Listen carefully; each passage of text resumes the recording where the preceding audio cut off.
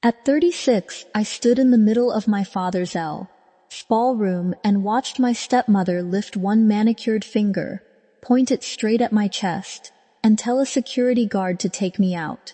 She said it loud. She wanted the whole room to hear. "She's not family. Remove her." I didn't argue. I didn't cry.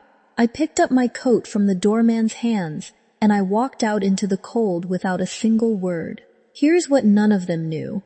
The hotel they were all standing in, the chandeliers, the champagne tower, the 4 stories of white stone lit up against the black water, had never actually belonged to them. Not to my stepmother, not to my father, not to anyone whose name was printed on that gold invitation. It belonged to a dead woman, and by the end of that night, I'd be the only living person who could prove it. But I'm getting ahead of myself. Because 3 hours before the guard touched my arm, I almost threw the invitation in the trash. And if I had, none of this would have happened. You have to understand who I used to be, to understand what I did next. My name is Gabriel Townsend. Everyone called me Gabby, back when anyone called me at all. I built my life 3 hours up the coast on purpose, a small law firm on the 2nd floor of an old brick walk-up. Townsend Property Law, my name on the door, paid for with my own work, not 1 cent borrowed from family. I draft leases. I close deals. I read trust documents the way other people read the weather, line by line, always looking for the trap door. For 16 years that was the arrangement. I didn't call them. They didn't call me. I told myself the silence was peace. My mother was Diane Townsend. In 1985, she bought a 40-room ruin on the waterfront. Leaking roof, a dock nobody trusted, a bank that laughed her out of the office. She mortgaged everything twice. She painted the rooms herself. She learned the boiler by hand, and she turned it into the finest hotel on the coast, the Harbor Crown. Every evening at 6, the old buoy bell rang low across the water, and my mother stopped whatever she was doing just to listen. She hung a brass plaque by the tall lobby window, engraved with one line, "Built on the water, kept by the people who mean it." As a child, I used to trace those letters with my finger while she worked. She got sick the winter I turned 20. The kind of sick that doesn't negotiate. She ran the hotel from a chair until she couldn't, then from a bed until she couldn't do that either. She died in March. I was a sophomore, numb in a black dress that didn't fit, and my father held my hand at the funeral and said we'd figure it all out together. We never spoke about the hotel again. Vivian came 3 years later, a hospitality consultant my father hired to modernize the brand. Sharp, polished, a laugh she could turn on like a tap. Within a year, she was my stepmother. Within 2, she ran the place. Her daughter Brooke became creative director and redesigned the napkins. The plaque came down for renovations and never went back up. My mother's scholarship fund got quietly folded into something called the Hale Family Initiative. The Harbor Crown became the Hale Collection, with a glossy new logo and a founder's story that began, somehow, the year my father remarried. I said something once. 4 years ago, over Thanksgiving wine, I asked gently why my mother's name was gone from the wall. Vivian set down her glass and looked at me like I'd tracked mud across her floor. "Diane's gone, Gabriel. This is the Hale era now." My father studied his plate. I drove home and didn't go back, but I had no idea how bad it was about to get. Then the invitation came. Heavy cream cardstock, gold lettering, the Harbor Crown's 40th anniversary gala, hosted by Richard and Vivian Hale. My mother's name nowhere on it at all. At the bottom, in my father's shaky handwriting, "We'd love for you to come, Gabby." The first words he'd sent me in 4 years. I almost threw it away twice. What stopped me wasn't him. It was the address. The waterfront. The building my mother turned from a ruin into the finest hotel on the coast. I wasn't going for the wine or the speeches.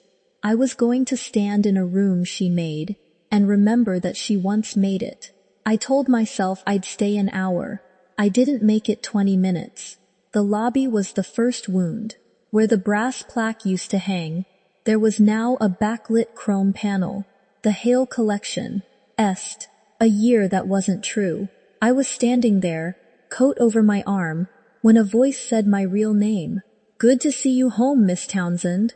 Sal. He'd worked the door since before I was born. He had to be 70 now, but he still stood like a man who took the job seriously. He took my coat the way he used to take my mother's, then leaned in low. "They put the old things up on the 4th floor. Your mother's plaque, too. I couldn't stop them, but I know where it is." I didn't get to answer. Across 40 feet of crystal and conversation, Vivian's head turned. Her eyes found me. Her smile didn't move at all. She set her glass on a passing tray and started walking. And 3 men in dark suits started walking too. The room was full. That was the point. Investors by the bar. A reporter from the regional business journal working the edges with a recorder. 2 members of the hotel board by the windows. My father holding court near the dais, gray and tired, laughing too loud at something Brooke had said. Vivian reached me first. Up close, her smile finally dropped. "What are you doing here?" "Dad invited me," I said. "There's a card with his handwriting. There's been a mistake." She said it loud enough to carry. "This is a private event. For family and partners. I am family." That's when she did it. She lifted one hand, signaled the men, and said it so the whole circle could hear. "Security. Remove her. She's not family." The room went quiet in a ring around us. I looked for my father. He was already at my elbow, color rising in his face. But his eyes weren't angry. They were pleading. "Gabby, please, don't make a scene." 16 years of standing aside, and that was the thing he chose to say. Not to her. To me. A guard touched my arm. Gently. He was younger than me, and clearly hated doing it. I looked at the chrome panel where the plaque used to be. I looked out the window at the dark water. Then I took my coat from Sal's hands, turned, and walked out without a word. Behind me, I heard Vivian, bright again, smoothing it over for the crowd.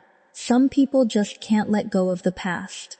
That night, I made a decision that would change everything. The cold off the water hit me like a slap, and I was grateful for it.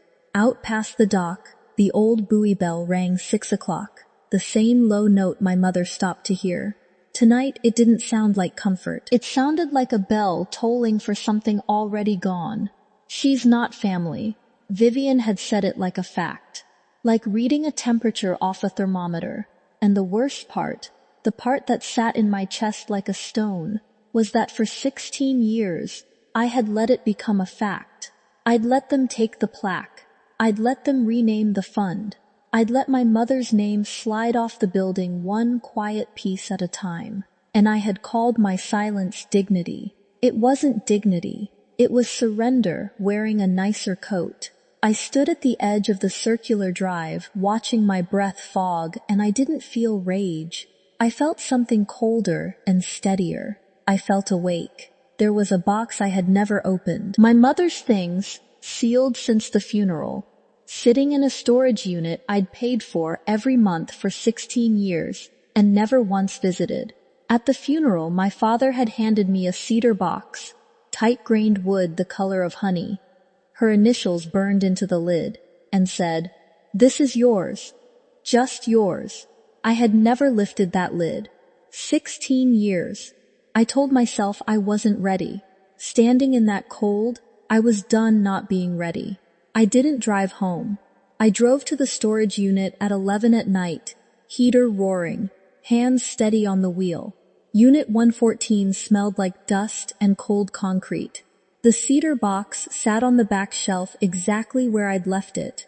I carried it to an overturned crate under the bare bulb, put my thumb on the latch, and I couldn't do it. So instead, I sat on the cold floor and cried. For the first time in years. Not polite funeral tears. The ugly kind. The kind that come when you finally stop holding a door shut. I cried for my mother. I cried for the 20-year-old in the dress that didn't fit. I cried for every 6 o'clock bell I'd refused to hear. And in the middle of it, her voice came back to me, all at once, complete. The last winter, in her chair by the lobby window, watching the iced-over dock. You know what I figured out about this place, Gabby? The water doesn't belong to whoever's loudest. It belongs to whoever stays. I'd been 20. I'd thought she meant the staff. I had not understood. Sitting on that storage floor at midnight, I finally did. My mother did not waste words, not even dying ones. She had been telling me something specific, something she expected me to find later. I realized then, no one was coming to save me. I had to save myself. The latch gave with a small click. I braced for grief. Photographs, a lock of hair, the small wreckage of a life that ends too early. That wasn't what was on top. On top, held by a brittle elastic band, was a business card, newer than everything else, deliberately placed where the first thing I'd see would be this, and not the photos beneath it. Marion Webb, Independent Trustee, Coastal Fiduciary Partners. And under it, in my mother's own blue ink, 3 words, call her first, a trustee. My whole profession went very quiet and very alert. If my mother had retained an independent corporate trustee, that meant there was a trust, not a will my father controlled, not a probate file, a separate structure with its own fiduciary, walled off from him entirely. It was past midnight. I told myself no fiduciary answers at midnight. I called anyway. It rang twice. This is Marion Webb. My name is Gabriel Townsend. I think you knew my mother. A pause. Then something I'll never forget. Miss Townsend, I've been waiting a long time for this call. We met the next morning. Silver-haired, precise, a single thick folder on the table between us. Diane M. Townsend Family Trust. My mother engaged her firm 2 years before she died, Marion explained. And she'd left instructions that Marion was not to approach me, that I had to come on my own. There was even a timing condition tied to my 36th birthday. Your mother believed that if I came to you too early, the family would find a way to make it about money, Marion said. She said she didn't want to hand her daughter a weapon. She wanted to hand her a choice. You're 36 now. The condition is met. Then she laid it out, slowly, the way good fiduciaries do. The trust owned a quiet holding company, and that holding company owned a piece of real estate, the waterfront parcel, and the building on it, the Harbor Crown. I'd written structures exactly like this for clients for 14 years. Separate the bricks from the business. Put the real estate in one entity, the operating company in another, and let the operating company lease the building from the property owner. Lawyers call it an OpCo-PropCo split. Rich families call it sleeping soundly. My mother had built the PropCo. My father's company was only the tenant. The Hale Collection doesn't own the hotel, I said slowly. It rents it. It leases it, Marion corrected. From a trust your father has been a strictly limited co-trustee of since your mother died. He has never owned the building, Gabriel, or the land. Neither has his wife. And there was more. $17 million in reserve capital, held in the trust, growing quietly for 16 years. A cushion, so that whoever inherited would never have to mortgage the place the way my mother once had. And a letter, in her hand. I didn't build all of this so you'd be rich, she wrote. I built it so no one could ever make you small. Don't fight them, sweetheart. Just stop renting them your silence. I read it 3 times. Then I read the lease. Every dense back page, the way I'd read it for a stranger paying me $400 an hour. And on the 4th night I found it, a covenant my mother had written into the lease itself. The operating company was required to preserve the Harbor Crown name, the founder's plaque, and the Diane Townsend Fund. Any rebranding required the property owner's written consent. Vivian had never asked. She didn't know the trust existed. The Hale era was a breach. Every piece of it. Week by week, Quietly, methodically, I built the file the way I'd build it for trial. And then Marion called with the part that set the clock ticking. The Hale collection was refinancing, a $40 million loan closing in 3 weeks, pledging my mother's building as collateral for a building they didn't own. I had 3 weeks. They had no idea what was coming. People expect this part to be dramatic. It wasn't. That's exactly why it worked. There was no shouting match, no speech rehearsed in a mirror. There was paperwork. And I am very, very good at paperwork. I signed on a Tuesday morning at my own kitchen table. A woman in a sweater, a cup of coffee going cold, a fountain pen, the cedar box open beside me. I want you to picture how unremarkable it looked. The most powerful thing I did that month made no sound at all. I signed the acceptance of trusteeship.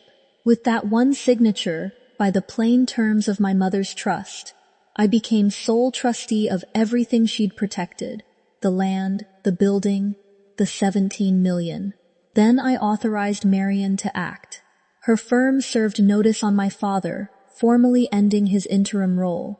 Her firm transmitted the certification of trust to the Lenders' Council, putting the bank in writing, on notice of who actually owned the collateral. And as the property owner, I issued a formal notice of default under the lease, citing the rebrand, the fund, the plaque rotting in a 4th-floor storage room. I didn't even have to terminate the lease. The notice of default, landing on a lender's desk mid-financing, did the work all by itself. Then I set the pen down, washed my coffee cup, and put my phone face down on the counter. I went for a walk. I bought groceries. I made dinner and listened to the phone buzz across the counter like an angry insect.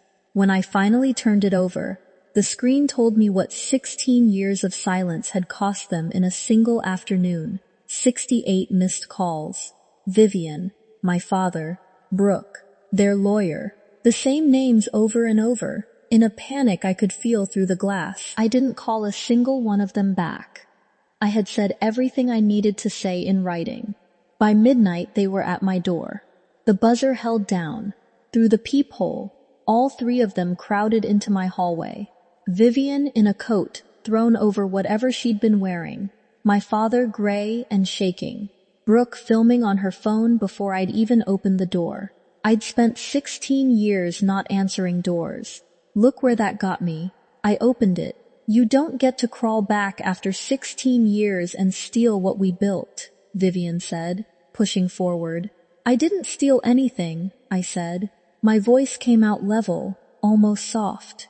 Come in. You're letting the cold in. That threw her. She'd come for a fight, and I'd offered her a chair. The deed was on the kitchen table. Her eyes went to it and away fast, like it burned. The bank pulled the loan, my father whispered. 40 million, gone. They're saying we don't own the building. You ran it, I agreed. You never owned it. Mom did. Now I do. Then I slid the forgery across the table. A trust amendment. Their lawyer had mailed me as a threat, dated 5 years after my mother was already in the ground, with no independent trustee's signature, naming a foundation my mother never once called a foundation. It's not even a good forgery, Vivian. It's a confession with a signature line. The kitchen went silent. Brooke lowered her phone. My father stared at the page and finally understood what he's draped. 11 years ago, while her people told him everything was fine. I didn't know, he whispered. Shut up, Richard, Vivian said. And that, more than anything, told the whole room who had built the Hale era. She recovered fast. People like her always do. Fine. You own the bricks, but the business is ours. You'll lease it to us, and you'll be reasonable, because an empty hotel earns you nothing. There's no lease to negotiate, I said. There's a lease in default. You breached it the day you took my mother's name off that building. The lender has a copy. So does the board. Every member who stood at that window and watched you have me removed. They all got the same packet. The deed. The default. The forged amendment your own counsel was kind enough to put in writing. And then, the room went completely silent. Vivian's eyes filled on command, the full performance. You have no idea what I went through. I built that brand from a tired old hotel with a dead woman's name on it. You called my mother a dead woman, I said quietly, in my kitchen, in front of her daughter, while standing in a building she still owns. I stood up, not fast, not angry. Some things you say on your feet. At your gala, you told a guard I wasn't family. You said, remove her. You were right about one thing, Vivian. I held the door open. I'm not family. I'm the landlord. Her name goes back on that wall. The Hale era ends with this signature, the same way it should have ended 16 years ago. If anyone in this family had bothered to read the documents instead of just signing them. My father made a small, broken sound. Brooke had stopped filming entirely. I had not made a scene. I had simply, after 16 years, stopped renting them my silence. The loan never closed. The expansion died on the table.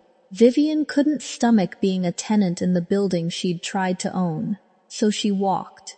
Brooke and her napkins walked with her. Their lawyer resigned within the month, with a forged document to explain to a licensing board for a long time. I didn't burn their lives down. I could have. I left them their money, their cars, their house, everything that was actually theirs. What I took back was only ever my mother's. The land, the building, the 17 million, and her name on a wall. 2 weeks later, I stood in the lobby by the tall window. The chrome panel was gone. In its place hung my mother's plaque, the brass cleaned and recast, the letters catching the light again, mounted a few inches lower, so a child could trace them. Built on the water, kept by the people who mean it. Sal stood beside me, hands folded, the way he used to stand beside her. The Diane Townsend Fund sends local kids to culinary school again. The first scholarship recipient starts in the fall. I kept my own firm 3 hours away, but I drive out most weekends. I sit by the window and work. And at 6, when the buoy bell rings across the water, I stop to listen the way she taught me. People ask if I forgave them. That's the wrong question. It took me 16 years and 1 cedar box to learn the right one. The boundary isn't built on forgiveness or grudge. It's built on a deed and a name and a wall. On knowing exactly what is yours and refusing ever again to pretend it isn't. Because what's built on someone else's, silence only stands until the day they finally decide to stop being silent.